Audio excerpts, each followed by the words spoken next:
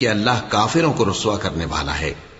اور حج اکبر کے دن اللہ اور اس کے رسول کی طرف سے لوگوں کو آگاہ کیا جاتا ہے کہ اللہ مشرکوں سے بیزار ہے اور اس کا رسول بھی۔ اب اگر تم توبہ کر لو تو تمہارے حق میں بہتر ہے، اور اگر نہ مانو تو جان رکھو کہ تم اللہ کو ہرا نہیں سکو گے۔ اور اے پیغمبر، کافروں کو دکھ دینے والے عذاب کی خبر سنا دو۔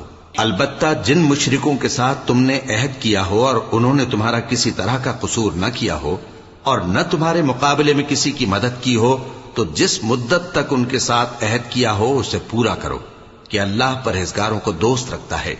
پس جب عزت کے مہینے گزر جائیں تو مشرکوں کو جہاں پاؤ قتل کر دو، اور ان کو پکڑ لو اور گھیر لو، اور ہر گھات کی جگہ ان کی طاق میں بیٹھے رہو۔